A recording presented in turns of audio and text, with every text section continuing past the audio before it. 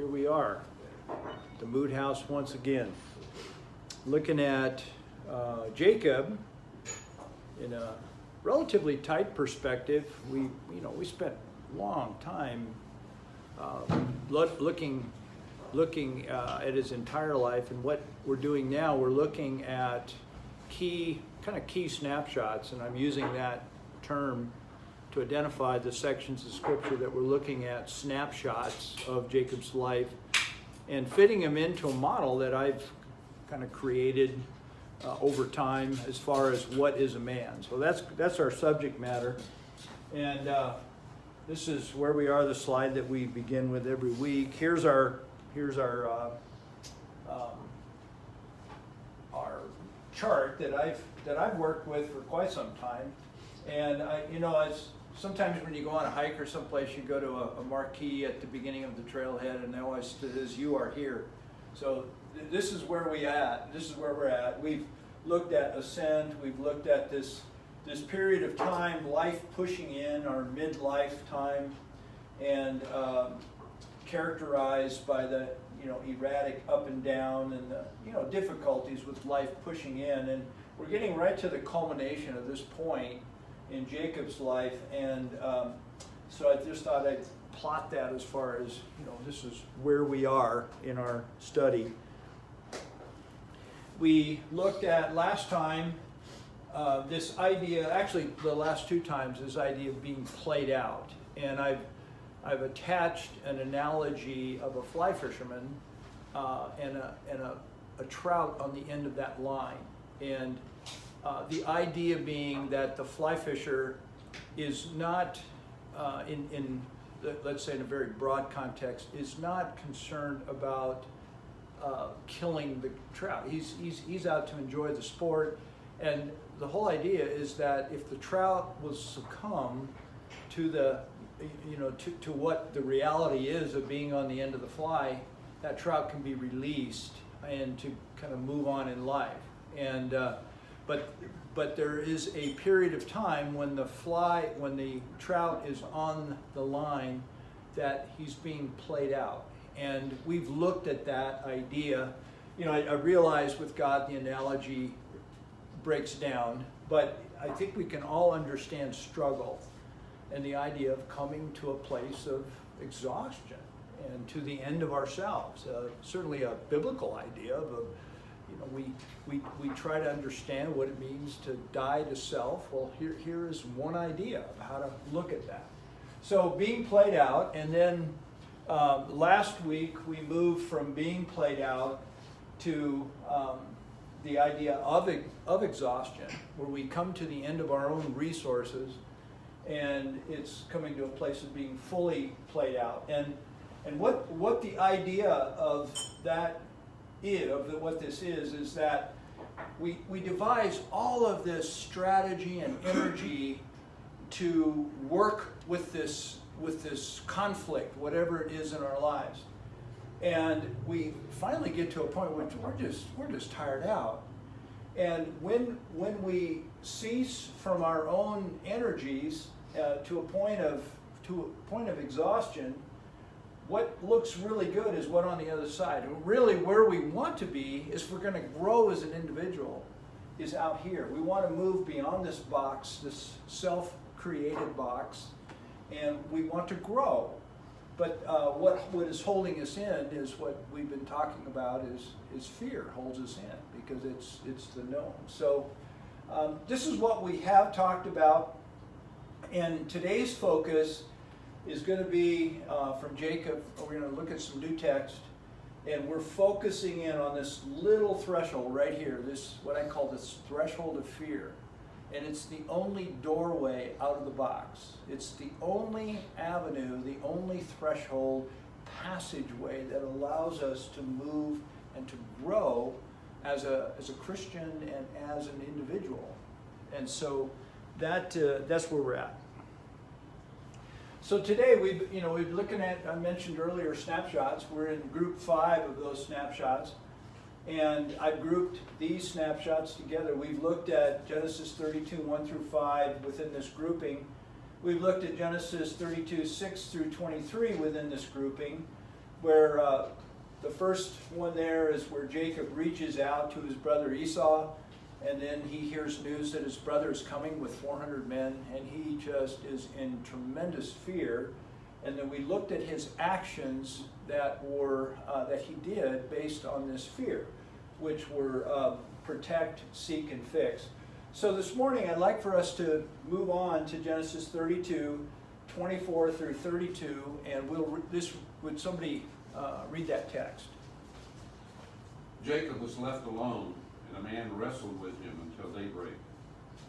When the man saw that he could not defeat him, he struck Jacob's hip socket as they wrestled and dislocated his hip.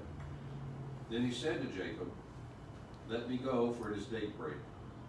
But Jacob said, "I will not let you go unless you bless me."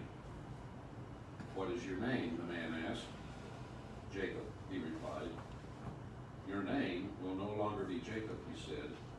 "It will be Israel, because you have struggled with God and with men and have prevailed." Then Jacob asked him, "Please tell me your name." But he answered, "Why do you ask my name?" And he blessed him there. Jacob then named the place Peniel. "For I have seen God face to face," he said, "yet my life has been spared." The sun shone on him as he passed by Peniel, limping because of his hip. That is why, still today, the Israelites don't eat the thigh muscle that is at the hip socket, because he struck Jacob's hip socket at the thigh muscle. Wow, what a story. What a graphic story. Of course, we've looked at it months ago, but we're going to kind of resurrect it and look at some key components within the story in the next couple of weeks here. So where we want to focus in on this morning, this is the text, but get this slide to move. The one phrase in 32:24a, chapter 32:24a, really has struck me. And it says, quote from the text, "And Jacob was left alone."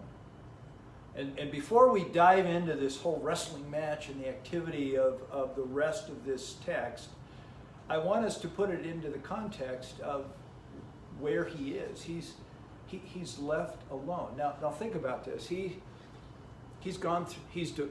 He's devised this strategy. First of all, he thinks about how can I minimize my loss when he hears of his brother coming. So he divides all of his resources into two parties, Group A and Group B, and separates those two in order so if Esau attacks in one area, the other is saved and they can respond based on that attack, and hopefully to try to minimize his losses. Okay, there's first strategy. Very, very smart. He's a smart guy. The second piece is that he goes, God is involved in his life. He fears God. He has a relationship with God, and so he goes to God and he says, "God, don't you remember this promise? This is about to fall apart, and God, you must act." And no different than what you and I would do. We would seek the Lord in a tight spot such as this, and so he seeks God, and then he devises this strategy of trying to butter up his brother. So he pulls out from his own resources these marvelous gifts of cattle and various presents, he calls them, and then he sends them out in stages to try to in his mind appease his brother's wrath that he's about to execute on Jacob. So he's done all of this activity. And then towards the end of the last section, he brings his closest relatives across the river, and he secures their position, and then he goes off by himself. And I'm picture a stream, a brook. The brook, is he at Jabbok? I can't recall. At Jabbok. And he comes across the stream, and the stream is there, and he finds a rock, and after all of this activity, there's nothing left to do. And he's there alone in the night. There's nothing more to do. He's done everything he can do.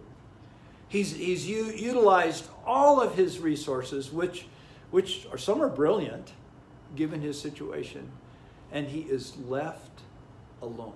That's where I want you to see this. So, and it's right here in this. I blew up this box. Here is our box. This is inside the box.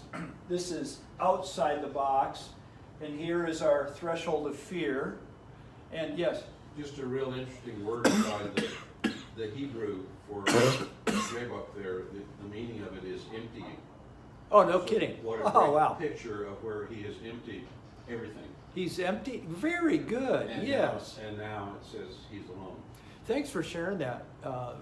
Good. Really helpful. He is at the place, and he is at the place of emptying. He is emptying, yeah. And so, at this place of emptying, he's at, and I'm putting him right here at this threshold of fear. He's right in here, and notice he's gone into the fear zone, and the pull of what's next. It's almost like he's being drawn to it. He's not there by choice. Well, I guess that depends on your view of providence. Whether God put him there or he chose to be there, that's a different discussion. But he's there. He's there at this point, and notice what happens at this point is that there is nothing left to do. His strategy to protect is gone. He can't do that. He's sought God in every way he knows how. There's nothing more to do in relation to seeking God, and he's strategized and he's sent out the droves of the present, and so there is nothing more to fix. And he is there, left alone, and there he is, right there, alone in the threshold of fear. And so, what is it like to be at that place? I'm sure, as we talk about this, you guys can identify with this. You've been there. I know all of you have been there at this place. Well, first of all, when we are at this place, for all practical purposes, it seems like the end. I got to believe that many, if not all of you, have been to a place where you just think it's over. It is absolutely over. I mean, I told you the story when almost lost the business back in 2001 or 2000. I can't recall the exact year, but it was such a time of darkness and depression for me for months and months to have this financial cancer. And I remember waking up in the morning and looking at a dark ceiling, because I'm an early riser, and just say, okay, goal number one, put right foot onto floor. Do you know what I'm talking about? And anybody have been so depressed and so down that you just feel like it's over? And that's what this is like. There is really no hope that you can identify it. It just feels very dark and very alone. Often when we're in a place like this, there's regret and there's anger. It's not over yet. It hasn't been resolved. This isn't a place of resolve. It's a place of pause. It's still, I wish I would have. Or why did, well, actually that's the next one is more the why. Why did this happen? The emotional feeling is here, regret and anger, and what shows that it is still alive, whatever reason got us there, I'm still asking the question, why? Why did this happen? Trying to justify. It's the same It's the same that what happened to Job in the book of Job. 31 chapters of why is this happening? And he has his 3 counselors, and they go around, and from each of the 3 perspectives, they're trying to explain Job's condition, because Job is a righteous man and Job can't understand why this is happening to me. And he goes round and round and round, and all of these guys, from their limited perspectives, each have an input into his life, trying to give him some level of explanation to no avail, and it finds him, he's comfortless. And that is where then Job, the last chapter, the last few verses actually, is where Job gets some insight into really the bigger picture. The asking of the why, the regrets, the anger, seems like the end. This is what this feels like. And by golly, you're dog tired. I have no more energy. Picture Jacob on that rock by that stream, and he's just sitting there. There is nothing more I can do. No more strategy, no more actions that I can take. And I am dog tired. Can any of you relate to this? Bob, any thoughts about this? You asked me? Yeah, I mean, you were nodding, and can you? Yeah, I mean. Yeah, well, there have been several times when I've been engaged in things and I'm just tired out. I just don't want to face the next day having to, fight some challenges. Yeah. And it's not just one thing, it's just seasons of life where you just really wear out. Yeah. Seasons of life. I remember being in Chris, it just went on for years for me. And I remember being in church one morning, and it was Christmas time. It was at the Covenant Church.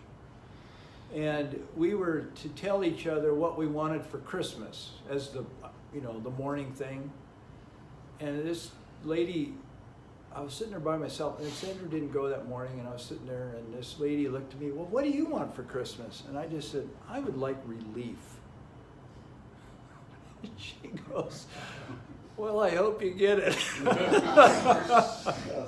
I would just like some relief. Does anybody know? I mean, okay, Bob's talked a little bit. What about some of the rest of you? How have you experienced this type of place?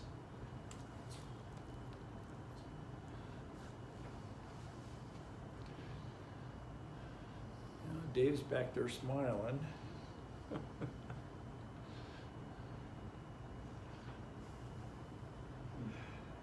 trying to figure out which one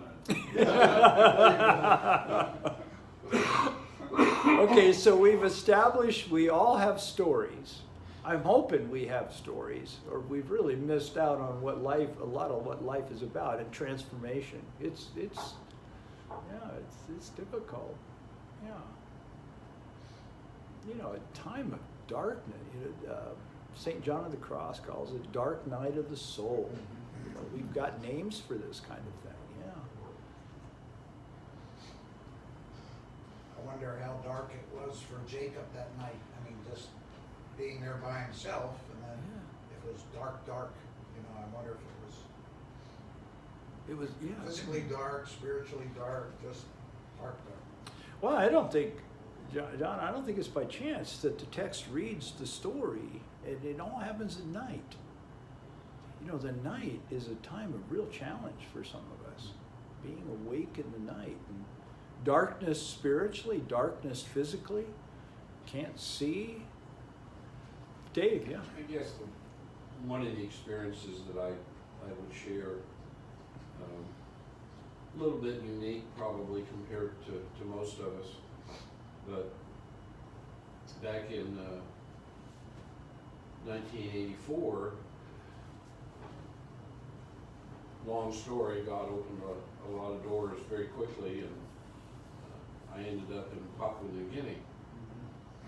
And I went, because of circumstances, I went 6 weeks ahead of my wife and children who were to come later. And I wasn't really alone. I had other fellows. Jack Peck is one that some of you guys might know from here in Fort Collins. So it wasn't that I was alone. And it wasn't even like I was out in the remote jungle. I was on a quote unquote university campus. But my times were at night, like into the 3rd or 4th week.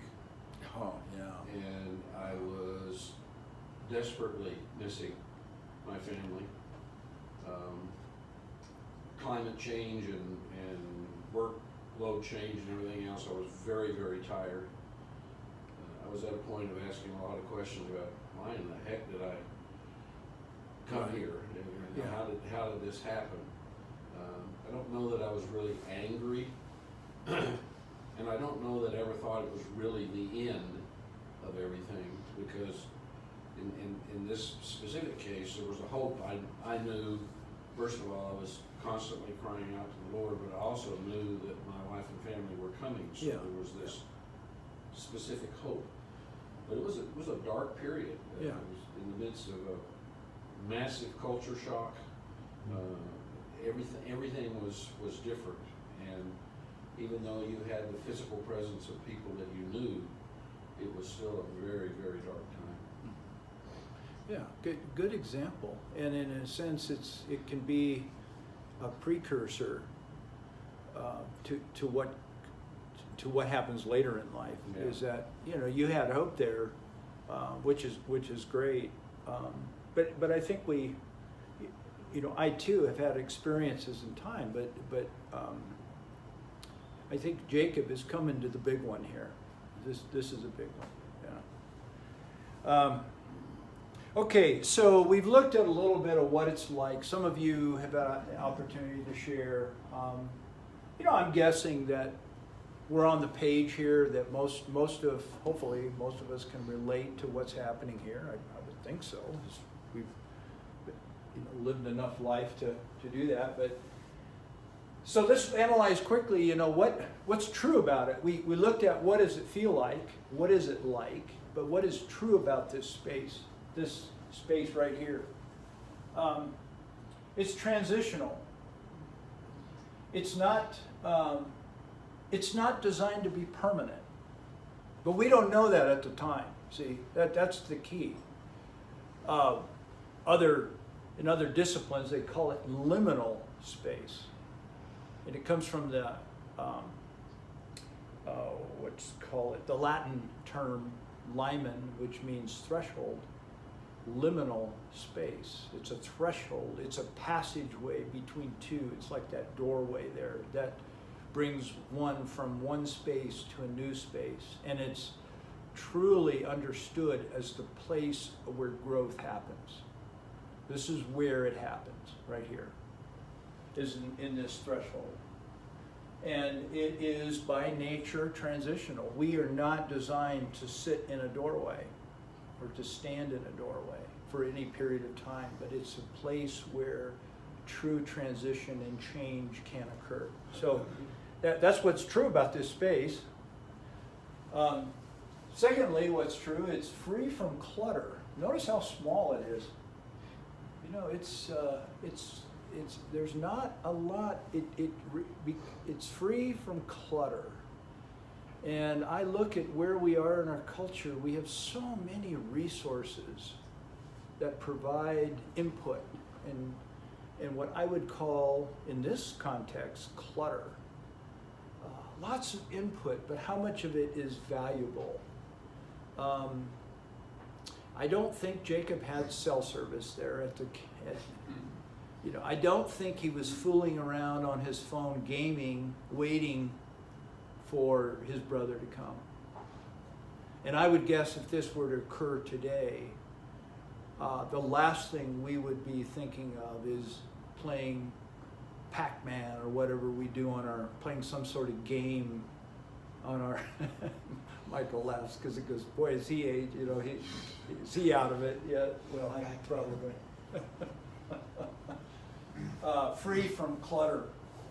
is what is true about this space. And the third thing I identified is that because it's transitional and free from clutter, it provides opportunity for extreme clarity. Really being able to identify what is important. You know, a space like this could be, I know that looking out at, I know many of you have lost loved ones, and those spaces are so, you know, as hard as they are, and not to minimize the loss by any means, but it does, when we lose a loved one, it provides a time of tremendous clarity, an opportunity to get clarity of what is truly valuable in life. I saw a bumper sticker yesterday. The true valuable things in life are not things.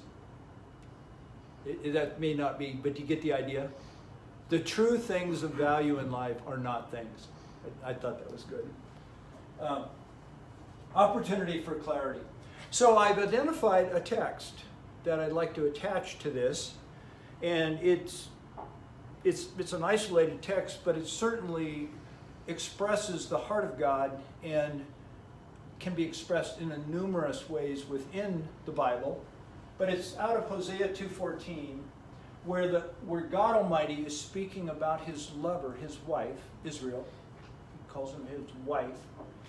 And he's speaking in great terms of, you know, the book of Hosea. It's right in sync with the theme of the book of Hosea. And God says, therefore, I am now going to allure her to the wilderness and I will lead her into the wilderness, he states it a second time, and I will then speak tenderly to her there. We think of the wilderness, and some of you have been to Israel and have seen the wilderness. It is stark, it is naked. There's a lot of rock and a lot of sun and pretty dry, very dry. Not a lot there.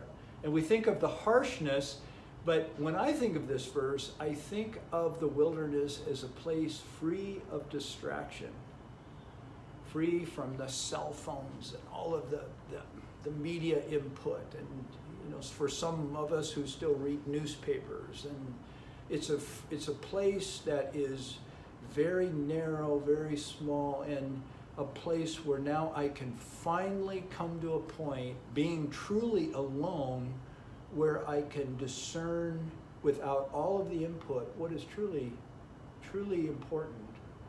A place, opportunity to receive clarity. So there's where God is leading his wife to the wilderness because she has something to learn.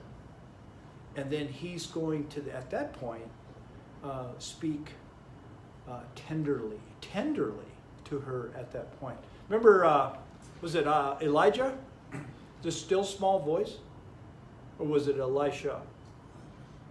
Elijah? Yeah, J. Elijah. Yeah.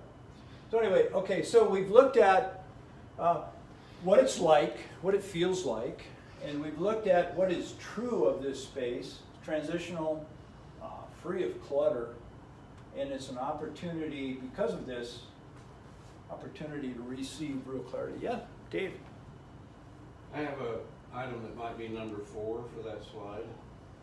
Yeah, what I'd be interested, what is it? Well, the truth is that no one can go there for you.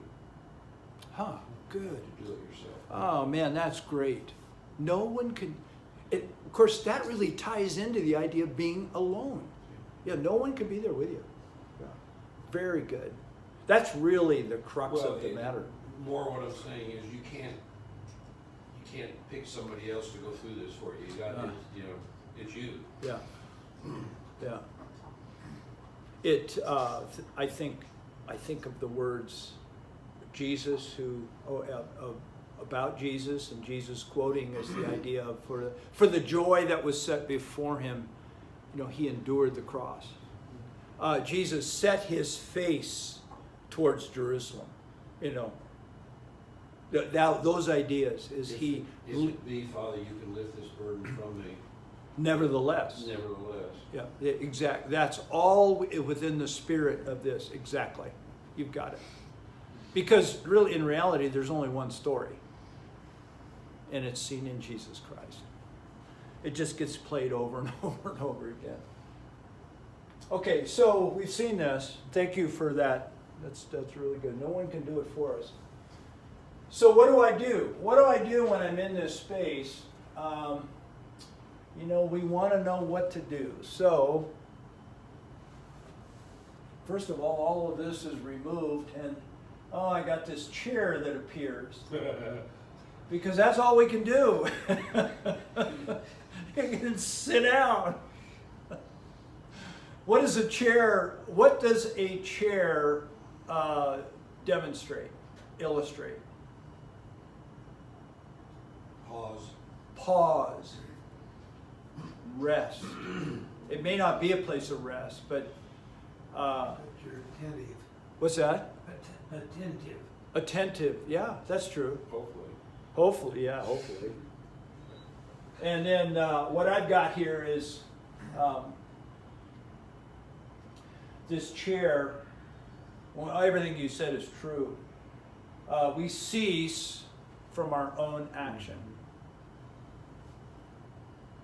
We cease from our own action.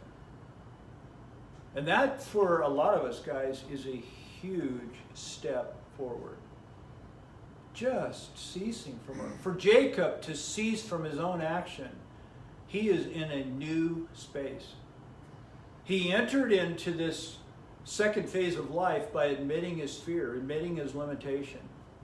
But now he's walked through this time and this period in an accelerated manner. For the rest of us, it probably takes years, decades, to get to the other end of this section of life. Is where we finally get to a point is, I got to cease from my own action here. We may not call it that, but man, I just don't have anything left. All I can do is sit down. Just Charlie. Just from the position of the chair, he's put his back to the fear zone and facing the new, facing the new space. That's a great observation, Charlie. That's exactly correct. It's like you and I, at our first time as a kid, out on the end of the diving board. And our back is towards the rails. And we're looking out. And the only way is jump. Now, I haven't jumped yet. But we'll do that next week. Thank you, guys. You gotta scream when you jump. Yeah! Hey, leave us hanging, huh? Oh, yeah. That's the effect